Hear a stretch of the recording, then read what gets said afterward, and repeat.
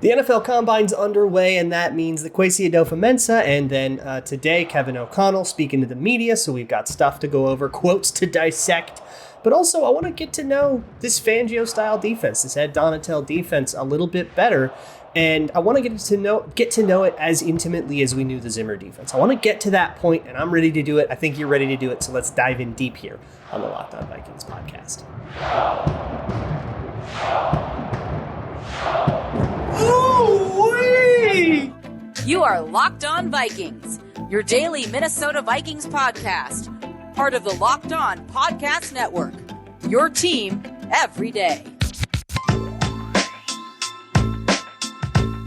What's going on, everybody? Welcome to another episode of the Locked On Vikings podcast, part of the Locked On Podcast Network, your team every day. As always, I'm your host, your pal, and the kid you copied off in math class. My name is Luke Braun. You can find me on Twitter at Luke Braun NFL. Show is on Twitter at Locked On Vikings. Thank you so much for making Locked On Vikings your first listen of the day. And today on the show, I'm going to start with a little bit of news about possible Kirk Cousins trades or whatever. And Kwesi Adofo-Mensah said some stuff at the Combine that you could kind of read into however you want. We'll go over it, but mostly I want to talk about the Vikings defense and specifically their coverages and the illusion of complexity. I also have a long form article that's coming out today at Zone Coverage to this effect that I've sort of been live working on this show. There's been a lot of talk about 3-4s and stuff. So I've been kind of working on this for a long time, and I'm excited to kind of bring you what I've learned and hopefully bring you along with me. But first, let's talk about all the news stuff. So Kwesi Adofo-Mensah gave a whole bunch of non-answers in a press conference at the Combine. I still think you should watch it. It's just nice to hear the new GM talk. He's extremely smooth. He's very charismatic and he gives great pressers. So they're just enjoyable. I recommend them. But separately from that conversation, at least it looks separate, Chad Graff of The Athletic also gave us some stuff about Kwesi Adofo-Mensah, and it sounds like there were some pretty tough questions asked about Kirk Cousins. And the real quote everybody ran with, all the beat reporters ran with, was everything is in play when asked about Kirk Cousins and the contract and stuff like that. And I mean, look, Adofo-Mensah has waxed poetic about Kirk Cousins, and he's stood up for Cousins' skill set and stuff and said, we really like Cousins. He was one of the first people I called when I got the job. Part of the reason I came to the job was because of Kirk Cousins, and said all of those things, and then turns around and says, look, it's a fluid situation. I don't actually want to talk about it.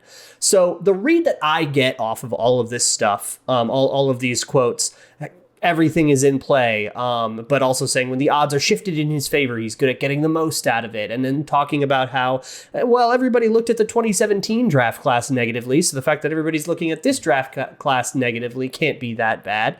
And, well, I'm not really going to say anything. And he said he talked to Mike McCartney, who's Kirk Cousins' agent, and said, look, we all talked about our vision for the team and what we want to accomplish, but the conversations are ongoing and I don't want to talk about it. All of these quotes mixed with what I'm going to call the media blitz the Vikings did by, having NFL Network segments with Ian Rappaport, who kind of very famously gets his source from team approved, or gets his information from team approved sources and all that. Doing a segment on how the Vikings love Kirk Cousins every 3 days. All of this adds up to me. This is what I see. And this is just me reading the tea leaves. I don't have any more information than what you can find if you search Twitter hard enough. But here's what I see. I think the Vikings genuinely like Kirk. I don't think all of that stuff's a big old lie. I think they genuinely like him and they want him to continue to be the quarterback. They also understand that the fact that he took up almost 17% of the cap last year is an untenable way to win. And so they want to get his contract down and they want to try to do a better job of that. I still think that the odds-on favorite outcome is that they come to a deal, because both sides want to come to a deal, and when both sides want to come to a deal, usually life finds a way. But I don't think this is a foregone conclusion by any stretch of the imagination. And with that in mind, the Vikings have to sort of hedge their bets. Where with what you say publicly, look, if you can't get a contract worked out and he has to hit the trade block, so be it. And you should probably have your PR campaign aimed that way. Say, yeah, of course we love Kirk Cousins. We absolutely want him to be part of this team. And with that information out there, any asking prices, you're going to be able to make the asking price that much higher. You might not have to do that, but it's nice to have that in your back pocket. So I think that's where it is. I think they're trying to get a contract done, but understand that a contract could, like, there are worlds where a contract just does not get worked out. And they are also like aware of that possibility and are planning contingencies for it.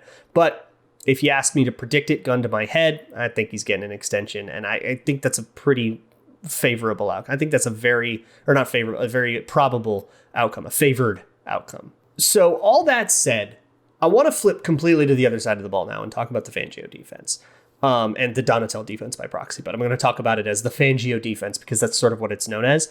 I want to talk about coverages. We talked a lot about fronts and we talked about blitzes and stuff like that and pressure packages. But I want to talk about coverage, how the Fangio defenses actually deploy their coverages. And it's a lot different than the way Zimmer did. So we kind of have to reteach ourselves defense if we want to understand what the Vikings are doing. And the biggest part of that, and I'll start here, is understanding the difference between zone match and man match. And it's a very quick difference. In man match defenses, which is what Zimmer ran here, the Saban, the Belichick, a bunch of teams in the NFL run it, is there's a set of rules that tells you who you cover, and then you cover that person man-to-man. So it's man-to-man coverage everywhere. But there are rules that say, if this guy breaks outside, you take him. But if he breaks inside, you take a different guy. And if he goes vertical, you pass him off. But if he doesn't go vertical, you take him. And then there's adjustments to that. And it's a very fluid, dynamic, very complicated coverage. I've written a lot about it. So if you do still want to learn it, and I kind of recommend that you do before you get into this, go do that. Because going from an understanding of man match to an understanding of what Fangio does, which is zone match, I think is a lot easier than going from nothing to understanding zone match. But zone match is the same concept where you're using man-to-man technique. You're trying to stay hip-to-hip with guys. You're trying to be tight to routes in classic zone as opposed to in classic zone where you're not really playing the player at all. You're playing the quarterback and the ball, and you've got your eyes on the quarterback and you're waiting to see where he throws it, and then you make a break on the ball, and you're not really like reacting all that much to where the actual receiver goes. Where in zone match, you're parking yourself right on the receiver. The difference is that in man match, once you buy him, you can't sell him, is the way a lot of coaches say it. Whereas the rules tell you, I cover that person man to man, and then whatever else he does after you've made the declaration, I've got him, he's yours. So if he goes out of where your spot was supposed to be later in the play, he's still yours, and you got to chase him around for the entire play. In zone match, they will teach, one way people teach it is match, carry, deliver. So you match his release the same way you do in man match, where if he goes outside, you go outside, etc. You carry him, you stay on him, you park yourself hip to hip on him best you can, and then you deliver him off to somebody else when he hits a certain landmark or when it becomes a certain thing. So match, carry, deliver, be on him until somebody else can pick him up. And it's very different to play against, and it's very different to teach. It's different techniques and stuff.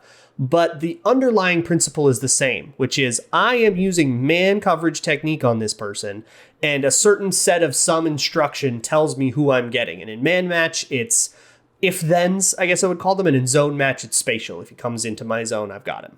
There's so much more. I'm going to get into specific coverages and stuff too, and also how the run game and run defense sort of affects all this, which I think is a really crucial part of it. And by the end, the hope is that you have an intuitive understanding of a Fangio defense, and you can look at a play and say, oh, this was that coverage. Because what's nice about the Fangio defense is there's only like 4 or 5 families of coverage, and there's variants within that, but usually you can kind of see what a coverage is and say, okay, this one is that, and you can bucket it all together and at least have like a surface level understanding. And that's where I want to get you to at the end of this. First things first, though, I got to talk to you about a good old Gramble. Look, basketball season is here. It's very fun. We're after the All-Star break. Things are getting real.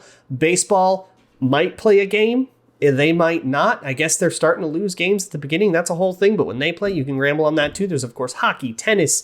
There's softball. I mean, there's all kinds of stuff in the world of baseball. You're a big baseball fan and you can't watch the MLB. There's all sorts of cool alternatives. And you can ramble on them at betonline.ag. It's your one-stop shop for all things news, odds, and scores. They have a player props builder where you can construct all of your weird and wacky parlays. There's a live betting apparatus. You can feel out a game as it goes and, make a bet at halftime. Or if you missed the opening line by 5 minutes, just make the same bet on the live betting apparatus. It's all going to be the same. Head on over to betonline.net. Get yourself a Gramblin. It is absolutely awesome. That is betonline.net, where the game starts. Hey, did you know Locked On NFL is on YouTube? A lot of people don't. Now you're smarter for knowing that, I guess. Look, I'm on Locked On NFL on Tuesdays. We go live also on Mondays if you want to just check it out live, too, with Ross Jackson, who does Locked On Saints. And yes, I talked to him about that time Kyle Rudolph totally didn't push off all the time. So come hang out on Locked On NFL YouTube for that. Let's keep going on the Fangio stuff. So if you understand the idea of a zone match, that's really crucial here. But let me back up even further and talk a little bit about the run fits. Basically, the thing I want to get you to understand is that very often a safety will line up in a too high alignment. So both the safeties will be deep, and then one of them will rotate down. And rotate is a very intuitive word for me, because it means that one safety will come down into the box, be part of the run game, and the other one will sort of become a middle safety, and now it's a one high defense, or a middle of field closed defense if you prefer. With that in mind, that's part of the run fit. The way that a Fangio, and by proxy Donatell again, defense wants to defend the run, it wants to overlap in a lot of gaps. So everybody has a primary and a secondary gap. That's called gap and a half. We've talked about that a little bit. But that means that every gap is someone's primary assignment. And a lot of times it's someone's secondary assignment. And sometimes it can be two people's secondary assignment. So with any luck, if everybody plays the play right, a running back could pick a gap with three dudes in it. And it allows you to be very multiple. But part of that is also the safety being involved. And he's got a primary gap. So there is a gap where it's only someone's secondary gap, and then it's the safety's primary gap, but you need to give them time. So the gap that the safety usually takes is the one between the tackle and the tight end, or the ghost tight end. If there's no tight end, you just kind of pretend there's one. And so that means that he's coming down, and that like spatially, that's about where he is. He's about on the tight end. And oftentimes that safety is then tasked with covering man-to-man the tight end. So tight end erasing safeties, big matchup guys with a build like a J-Ron Curse was kind of like this when he was here, is very popular in a Fangio style defense because they end up on tight ends a lot. But really, it's all about disguising it. And the next thing I want you to understand about a Fangio defense is that you've got these kind of very simple coverages. They run cover 1, cover 6, and I'll call it their version of cover 3. And that comprises a huge portion of Fangio schemes. Cover 1, cover 6, cover 3. That's it. I'm going to go over all of them. And so that should be really simple for a coach to install, but by proxy, very simple for an offense to go up against. But if you've heard about the Fangio defenses, you might be thinking, wait, that's not simple. I've never heard that they're simple. The thing about a Fangio defense is they look very complex because within cover 1, who's doing what job changes a whole bunch. And they have a bunch of variants where it's all the same job. You've got a deep defender, a middle defender, and man defenders. But who is which changes all the time. And it makes it really difficult to diagnose which coverage is which, because in every coverage, a safety can be triggering down and being part of the run, or a safety can go over the top, and kind of that's part of every coverage in a way, and they all look very similar to start. And so it creates the illusion of complexity. It is spiritually very similar to the McVay offenses, and I think that's why Kevin O'Connell gravitated towards it, because that illusion of complexity, it's simple for me to teach you, but it's hard to play against, seems to be the optimal move, and I think that's the logic behind it. But let's talk about cover 1. That is probably going to be the coverage you see the most, and that's very scary because cover 1 is man coverage. You just got to have the horses to do it. You got to have the dogs. You got to have corners who can cover everybody one-on-one because they're not going to have help over the top. This isn't like the Zimmer defense where everybody kind of had a little help, and if he goes inside, I can pass him off, but if he goes deep, then I've got him, but I don't have him shallow, so I can really commit. None of that is present here in Fangio cover 1. There's some of that. Of course, there's a deep safety that might help you a little bit, and he might end up bracketing, and there's a guy over the middle, but otherwise, that's one-on-one, baby. You just have the guy, and you have to go win your matchup, which is a very, very difficult thing to do, within cover 1, however, this is the advantage of it. So cover 1 usually has an underneath zone of some sort, and that guy there's a million different words for that guy. Some people call him a robber. Some people call him a rat. Some people call him a hole defender. But really, he is kind of patrolling over the middle of the field looking for stuff to pick off or break up. If there's a crossing route, if there's a slant, if there's a post, depending on kind of the game plan, he's the guy who's looking to break it up. And depending on who that guy is, that is the variant of cover one. So cover one lurk in a Fangio system usually is a safety that is rotated down into the box, like for that run game, and then plays that underneath zone. And he's lurking, right? He's trying to pick something off. Cover one robber is when he doesn't rotate down into the box, and it just starts from that single high alignment, and then somebody just plays underneath and somebody plays over to the top. That's cover one robber. Again, it's the exact same thing, but what happens pre-snap and who it actually is can vary. Cover one rat, exact same deal. You've got a safety over the top, and then you've got somebody playing the underneath zone, but instead of a safety, it's a linebacker. And when it's a linebacker, it's a rat. When it's a safety, it's a lurk zone, I guess. And all of that is great. It's all the same thing. And so as long as you as a defender understand, okay, 5 people play man, somebody plays a deep zone, somebody plays a shallow zone over the middle, then you can kind of say, okay, today if it's rat, then I'm the middle guy. And if not, then it's man coverage. And if it's rat, the linebacker takes the middle zone and I'm the safety, I know I have man-to-man on the tight end. And that creates the illusion of complexity. That's all not that hard to grasp. But from a quarterback's perspective who doesn't know what this is, if you see the safety trigger down into the box and then play a middle zone, that could be cover one, that could be cover three, that could be cover six, because all of them have a variant where the safety is playing an underneath zone or somewhere around the middle of the field, and it's very difficult to differentiate. So all your coverages kind of look the same pre-snap. Because of the way that safety assignments work. And the next thing we have to talk about cover 6 and cover 3. And once you hear how those work, I think you're going to start to get that, like, wow, yeah, this would be really difficult for a quarterback to differentiate between all these and diagnose these coverages. And when Ed Donatel says we're going to make it hard on the quarterback, this is what he's referring to. Before we get into all of that, though, let me talk to you about the best tasting protein bar on the planet. It's Built Bar. Built Bar is absolutely delicious. They have all sorts of delicious flavors. Their main series flavors like chocolate caramel, chocolate orange, raspberry, mint, or whatever. They also have they have their Built Bar Puffs, Built Puffs. Those are just like marshmallowy goodness. It's so good. And I don't know how they made marshmallow out of collagen protein. I'm not complaining about it. It's absolutely fantastic. We got like a churro one. It's like cinnamon marshmallow deliciousness. And it's like 4 grams of sugar in that thing. Compare that to a real candy bar that's like 30 grams of sugar, 300 calories, try 130 calories in a Built Bar. And then like 17 grams of protein. It's the kind of thing you can have after a workout or as a late night snack, the kind of thing you're going to crave, but also not have to feel guilty about. So head on over to Built.com. Enter promo code LOCKED15, LOCKED15, then you can get 15% off of your order. That's promo code LOCKED15 at Built.com. So there's 2 more coverages I want to go over here, and then you can, hopefully things will start to click as I go over them, and you'll get this like intuitive understanding of how these coverages sort of play into each other, make things easy on the defenders and hard on the offense. So the next one is cover 6, and it's sister coverage. The Coach Vass thing that I watched to learn all this, he called it cover 8. Sometimes it's quarter, half, or half, or half, quarter. Don't get bogged down in the terminology. Understand, if you know cover 6, if you're a Madden player and you understand cover 6, you might already have this, but cover 6 is cover 4 on one side and cover 2 on the other side. Get it? 2, 4, 6. So you have a deep half zone on one side and then 2 deep quarter zones on the other side.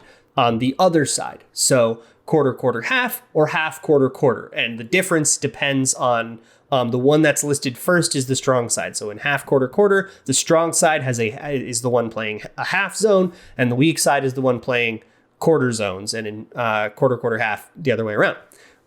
So that's the way you should remember it. But understand that these are sister coverages. These are very much the same thing. And people will ask, like, well, why do this? Why not just play cover 2 or cover 4? Isn't this way more complicated? And what's the actual point of it? If they have a cover 2 beater, it's going to beat the cover 2 side. If they have a cover 4 beater, it's going to beat the cover 4 side, right? And the answer is like not quite so much. So it allows you a little bit more flexibility and control over where you put a double team.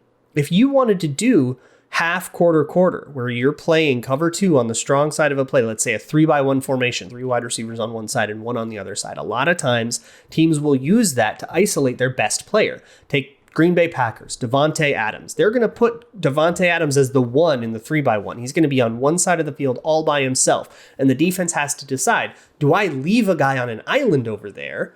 Or do I borrow another player from the side with 3 wide receivers on it where they need a ton of players to cover that? And do I borrow a player from that situation to go cover Davante Adams? With quarter, quarter, half, or half, quarter, quarter, you kind of get the best of both worlds. Where in quarter, quarter, half, for example, you can have quarter zones against the 3 side, and that means 2 deep zones. That means 2 of those routes can go deep and be covered. And you have most of those coverages, which are very, very similar to those other ones. So again, I do recommend learning the Zimmer system, even though it's outdated. It will give you a foundation. But they can call a coverage that's going to be good, or like a box coverage, which is 4 versus 3. And then on the other side of the play, you get a double team on Davante Adams, where you have a safety over the top, and then a corner can like play him with safety help, and that's really great. Another thing you can do in this coverage is you can have a backside safety is in half, quarter, quarter, which means the quarters are on the weak side where there's less players. That backside safety, that weak side safety, can sort of be borrowed onto the other side, and you can play like poach, which is a very classic cover 7 thing that Zimmer has been doing that you might be familiar with already. You might remember a Cameron Bynum interception against the Ravens. This was the assignment he was doing, where you are a backside safety and your job is to essentially see if anything is coming across the field to your way and go try to intercept it and be sneaky about that. That is a very common thing in these cover 6/cover 8 defenses, half, quarter, quarter, whatever you want to call it. So that's that. And it can be very, very versatile because you're going to kind of stack more players on one side of the field than the other. And it makes it very easy to borrow one of those players if you have to, from the side with more players toward the side with fewer players. And the way that those zones are constructed, which is the detail of that is too granular to get into in a format like this podcast. But that can be really helpful against certain concepts. And then you can start to use game plan. You can say, wow, they run shallow crosses a lot. Let's make one of the linebackers, who's usually in a quarters coverage, carry those crossers across the field and have him be, the person responsible for that. Or you say, man, they've got a crazy tight end and they love to do crossers. We do not, or we're going to play the Rams. They have Cooper Kupp line up as the slot receiver and he runs a crosser across the middle. Let's not have a linebacker carry him all the time. Let's put the quarters on the weak side to make sure we're defending against that. And that gives you a lot of flexibility. The other thing I want to get you to know is cover 3 and fire zone. So they use their version of cover 3. It's very different from the version of cover 3 that took over the league forever ago. For one, it's not spot drop zone. It's zone match, like we talked about at the beginning of the episode. But also, it's designed to accommodate fire zone blitzes. So fire zone blitzes is something you may have already heard of as well, which are blitzes that take an unorthodox player and put them into coverage so that somebody else can blitz, and it's a very good way to confuse the protection. If you've got Danielle Hunter lined up, they're going to set their protection to account for Danielle Hunter. They're not leaving that guy unblocked. So when he backs off into coverage, they have now wasted a player that they had assigned to block Danielle Hunter, and then somebody else comes from somewhere else, and hopefully you can get a free lane to the quarterback that way.